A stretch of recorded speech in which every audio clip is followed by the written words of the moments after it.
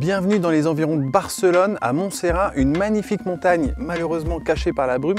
Mais on n'est pas venu là pour parler météo, plutôt pour essayer le nouveau Kia Sportage, la 4e génération.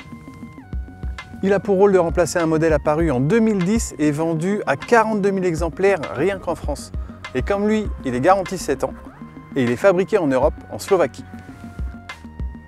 Le nouveau Sportage s'inspire de son prédécesseur, on le voit notamment au niveau de la découpe des vitres arrière, mais il s'est allongé de 4 cm pour atteindre désormais 4,48 m. L'empattement aussi a été revu à la hausse de 3 cm.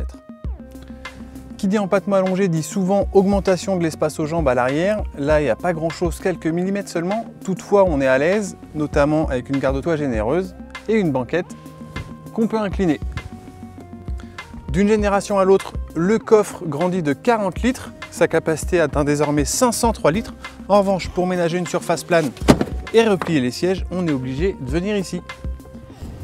On est bien installé à bord du nouveau Sportage, mais ça c'était déjà le cas dans la précédente génération, à laquelle on reprochait justement une insonorisation imparfaite.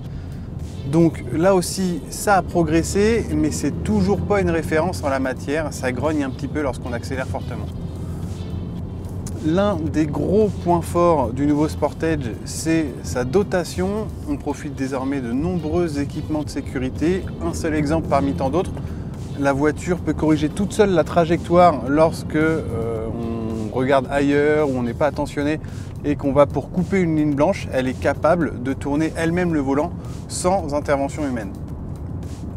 Bien entendu, le Sportage est proposé avec 4 roues motrices et en boîte automatique. Mais pour nous, ce n'est pas le cas aujourd'hui. On a la version d'accès, je dirais, le diesel le plus accessible. C'est un 1,7 litre CRDI de 115 chevaux qui débute à 25 000 €.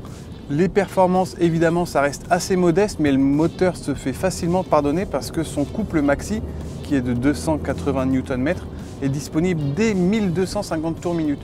Donc forcément, on a une disponibilité et on n'a pas besoin de rétrograder sans arrêt lorsqu'on veut relancer. Côté confort, c'est très bien, globalement, il n'y a pas à se plaindre, c'est assez moelleux. Niveau tenue de route, c'est pareil, tout va bien, la voiture n'est pas spécialement dynamique et elle a tendance à s'écraser un petit peu lorsqu'on arrive trop vite dans un virage, mais le SP fait très bien son boulot, donc pas de souci de ce côté-là. A bientôt sur Automoto et n'hésitez pas à vous abonner à nos pages Facebook, YouTube ou Dailymotion. Allez hop, on clique, allez salut!